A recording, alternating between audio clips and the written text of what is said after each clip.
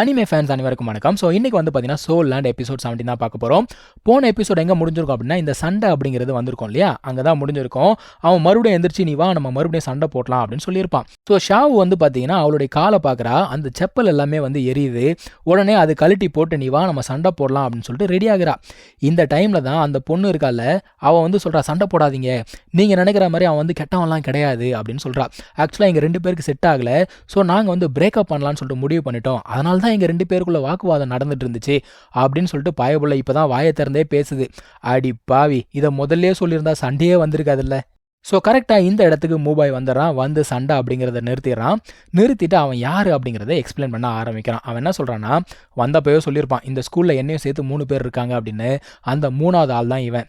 So இவனுக்கு வந்து பார்த்தீங்கன்னா ஆக்சுவலாக ஃபயர் பவர் அப்படிங்கிறது இருக்குது, ஃபீனிக்ஸ் பவர் தான். ஆனால் இவனுக்கு இருக்கக்கூடியது ஒரு மியூட்டேட்டட் சோல். ஸோ இவனோட கிராமத்தில் இருக்கவங்க எல்லாருக்குமே வந்து இந்த மாதிரி எபிலிட்டிஸ் தான் இருக்கும், ஆனால் யாருக்குமே வந்து ஃபயர் பவர் அப்படிங்கிறது கிடையாது.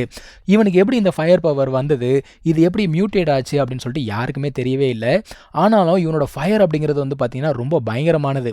அது கண்ட்ரோல் பண்ணுறது ரொம்ப கஷ்டம். அவ்வளோ சீக்கிரம் வந்து அழியவும் அழியாது, கூட இருக்கிறது எல்லாத்தையுமே சேர்த்து எரிச்சிரும். ஸோ இவனை வந்து பார்த்தீங்கன்னா எல்லாருமே ஃபேட்டின்னு தான் கூப்பிடுவாங்க. ஒரு வழியாக இந்த பிரச்சனைலாம் முடிஞ்சு எல்லாருமே சமாதானம் ஆயிட்டாங்க. சரி வாங்கப்பா போகலாம் அப்படின்னு சொல்லிட்டு இங்கேருந்து கிளம்பி போகிறாங்க. ஸோ இப்போ இவங்க எல்லாருமே வந்து ஒரே இடத்துக்கு போய் நிற்கிறாங்கப்பா. மொத்தமாக 7 பேர் அசம்பிள் ஆகுறாங்க. அந்த இடத்துக்கு ஆஸ்கரும் வந்து சேர்ந்துறான். அவனும் சேர்த்து தான் 7 பேர். நம்ம ஆஸ்கர் வந்து பார்த்தீங்கன்னா ஷேவ்லாம் பண்ணிட்டு வந்திருக்காப்புல. எதுக்கு அப்படின்னா புதுசாக 2 பொண்ணுங்க வந்திருக்காங்க இல்லையா. ஸோ இப்போ ஃப்ராண்டர் வந்து பார்த்தீங்கன்னா நடந்து வந்துட்டு இருக்காரு. இதை பார்த்தோன்னே தான் நம்மளால் யோசிக்கிறான், ஐயோ நம்ம அந்த கிறிஸ்டல் வாங்கிட்டு வந்தோம், மீதி இருக்க தவணை காசை வேறு கொடுக்கலையே அப்படின்னு சொல்லிட்டு யோசிச்சுட்டு இருக்கான். எனக்கு தெரிஞ்ச அவருன்னா ஞாபகமாக வச்சிருக்க போறாரு அப்படின்னு யோசிக்கிறான். அந்த டைமில் ஆஸ்கர் சொல்கிறான், அதெல்லாம் தப்பு கணக்கு போடாத, உனக்கு அந்த ஆளை பற்றி தெரியாது, அந்த ஆள் காசு விஷயத்தில் ரொம்ப கராரான ஆள் அப்படிங்கிறான். ஸோ இந்த ஃப்ராண்டர் என்ன பண்ணுறாரு அப்படின்னு பார்த்தீங்கன்னா அந்த லைன்லேருந்து 2 பேரை முன்னாடி கூப்பிட்றாரு. ஒன்று வந்து பார்த்தீங்கன்னா நம்மளுடைய ஆஸ்காரை, இன்னொன்று வந்து பார்த்தீங்கன்னா அந்த ராங் சொல்லிட்டு ஒரு பொண்ணு இருக்கா இல்லையா, அவளை கூப்பிட்றாரு. இவங்க 2 பேருமே வந்து சப்போர்ட் பிரான்ச்சை சேர்ந்தவங்க. ஸோ அவர் என்ன சொல்கிறாருன்னா, நீங்கள் 2 பேருமே ஒரு பிரச்சனை அப்படின்னு வந்துச்சுன்னா அங்கேருந்து எஸ்கேப் ஆக கற்றுக்கணும், அதனால் நீங்கள் 2 பேர் வந்து ஸ்ட்ராங்காக இருக்கணும். ஸோ நீங்கள் 2 பேர் என்ன பண்ணுறீங்கன்னா 20 ரவுண்ட் ஓடிட்டு வாங்க அப்படின்னு சொல்லிட்டு அமுச்சு விட்டுறாரு. ஸோ மற்றவங்கள பார்த்து என்ன சொல்கிறார் அப்படின்னா, உங்களோட ஃபஸ்ட் லெசன் வந்து இன்றைக்கி நைட்டு தான் ஆரம்பிக்குது. ஸோ மூபாய் வந்து உங்கள் எல்லாருக்குமே ரூல்ஸ் அண்ட் ரெகுலேஷன்லாம் சொல்லிக் கொடுப்பான்னு சொல்லிட்டு அவர் அங்கேருந்து கிளம்பி போயிடுறாரு. போகும்போது நம்மளோட ஹீரோ இருக்கான் இல்லையா, அவனும் கூட சேர்த்து கூப்பிட்டு போயிடுறாரு. ஸோ இந்த ஃப்ராண்டரும் நம்ம ஹீரோட மாஸ்டரும் வந்து பார்த்தீங்கன்னா பயங்கர ஃப்ரெண்ட்ஸு, அதனால தான் அவர் கூப்பிட்டு போயிருக்காரு.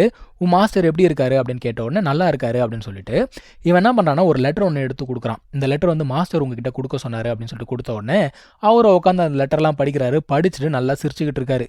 ஸோ ஸ்கூலில் இந்த சம்பவம் அப்படிங்கிறது நடந்துட்டுருக்கு. இன்னொரு இடத்த காட்டுறாங்கப்பா அப்படியே. இது என்ன இடம் அப்படின்னு பார்த்தீங்கன்னா இந்த நிங் ராங் சொல்லிட்டு ஒரு பொண்ணு இருந்தா இல்லையா, அவங்களுடைய வீட்டை காட்டுறாங்க. அவங்க அப்பா வந்து அந்த ட்ரைபுக்கு சீஃப் அவர்.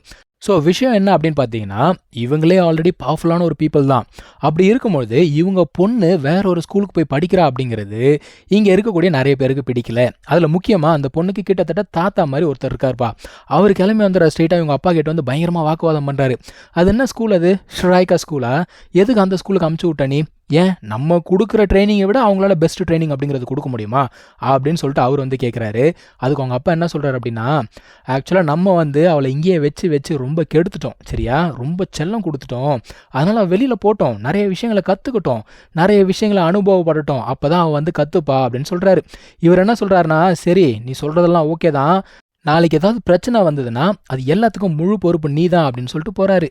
ஸோ இங்கே இவங்க 2 பேர் ஓடிட்டு இருக்காங்க பார்த்தீங்களா. அப்போ ஆஸ்கார் வந்து என்ன பண்ணுறான், அவன் தான் வந்து கூட்டிகிட்டு போயிட்டு இருக்கான். அவன் என்ன பண்ணுறான், சாசேஜ் ஒன்று செஞ்சு கொடுக்குறான். இந்த சாப்பிடு, இது சாப்பிட்டேன்னா நீ வந்து ஸ்ட்ராங் ஆகிடுவே, உன்னால் வந்து கண்டினியூஸாக ஓட முடியும் அப்படின்னு சொல்கிறான். பட் ஆனால் அவளுக்கு வந்து இது சுத்தமாக பிடிக்கவே இல்லை. நான் தான் சொன்னேன் இல்லையா, அவள் வந்து ராஜா வீட்டு கண்ணுக்குட்டி, இங்கே வந்தோன்னே இவனை பார்த்து எப்படி அவள் பேசுவா. ஸோ இவன் மேலே வந்து பயங்கரமாக கோவப்படுறா. இவனை பிடிச்சி இழுத்து கீழே போட்டு தள்ளிட்டு அவளோட சோல் பவர் அப்படிங்கிறத யூஸ் பண்ணி அங்கேருந்து வேகமாக போயிடுறாப்பா அவன்.